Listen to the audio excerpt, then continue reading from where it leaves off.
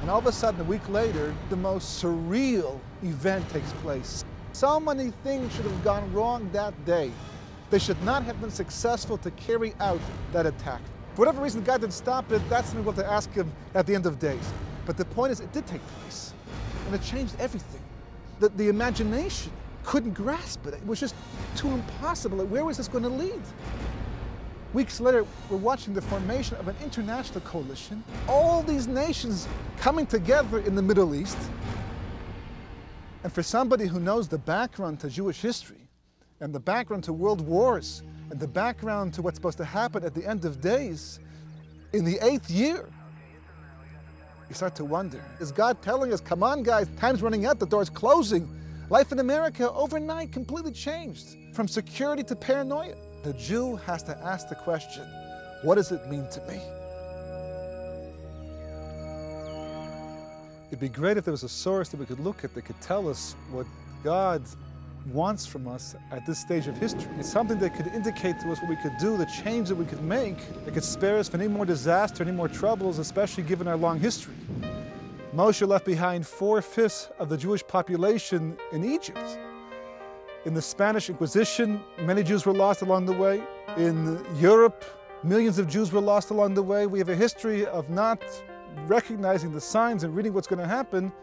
We have to assume that God gives us clues. God helps us understand what he wants from us. The Arizal, Rabbi Yitzchak Luria, wrote in his classic work, Shar HaGilgulim, The Gates of Reincarnation, he mentions the final generation in advance of Mashiach is going to be a replay of the generation of the desert.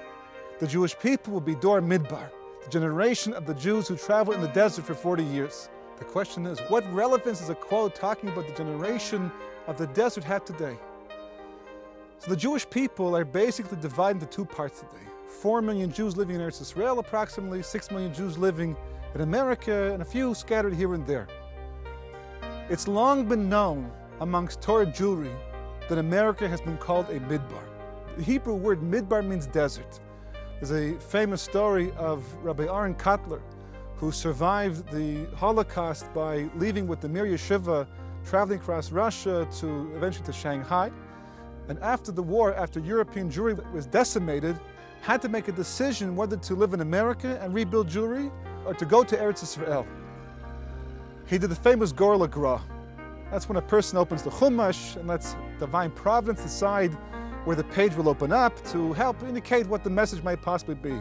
And he turned to the verse that said in Parshas Ve'era, Aaron, go to the desert to meet Moshe, which he took to be, he was Aaron Kotler. Moshe was Moshe Feinstein, who was already living in America at the time.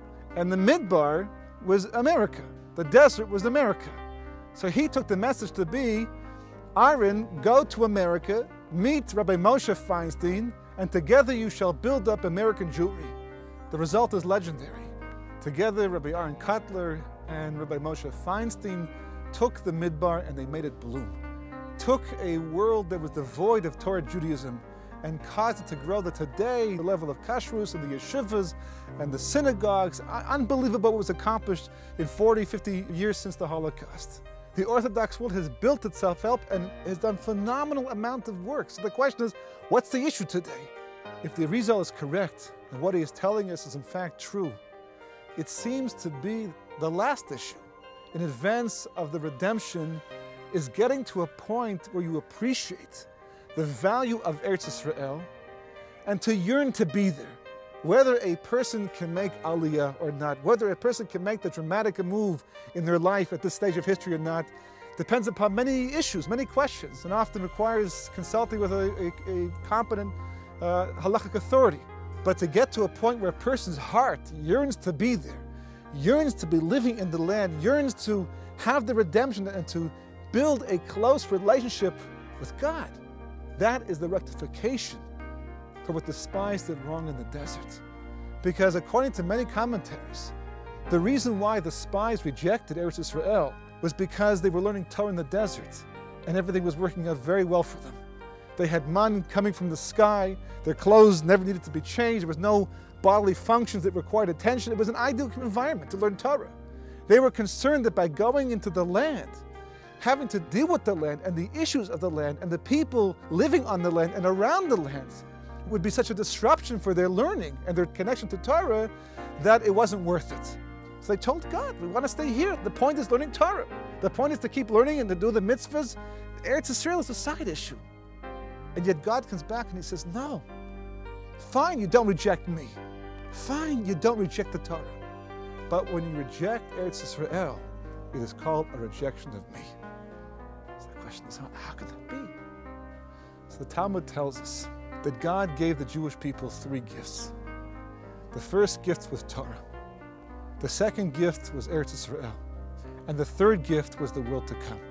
3 wonderful gifts, each one acquired through Yisurim, through trials and tribulations and efforts, not easy things to come by. Normally the Talmud records things in ascending order of importance.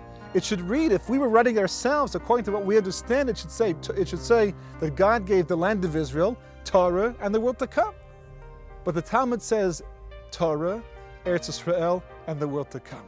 What kind of message is that? The Talmud is making a very important point, a point the spies did not understand. If a person goes to medical school and learns to become a doctor, no matter how much medicine he learns, he's never really quite a doctor until he practices, until he actually puts into practice what he's learned. The point of Torah is to construct and to enhance and to enforce a relationship between a Jew and his Creator.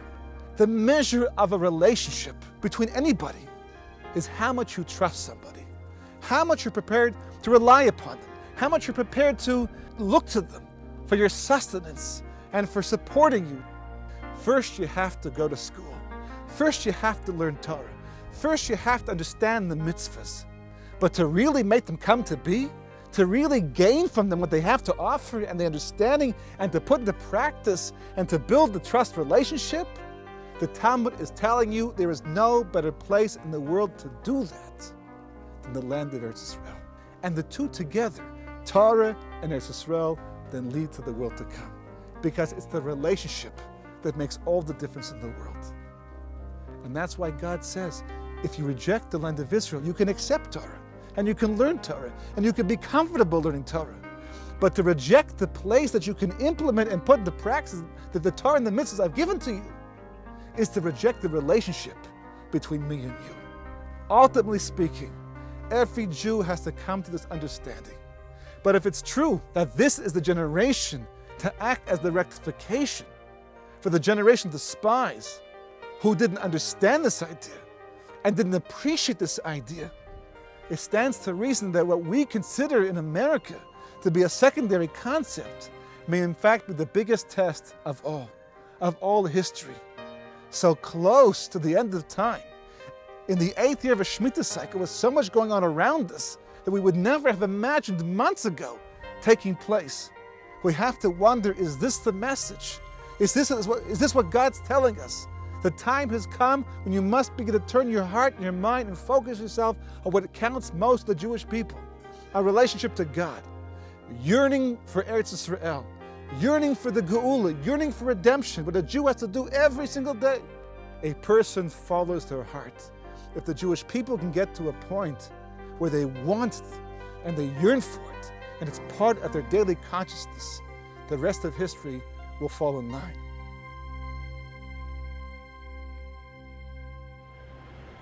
The rabbis teach us that it took 120 years for Noah to build his ark in advance of the flood. 120 years. It's a long time.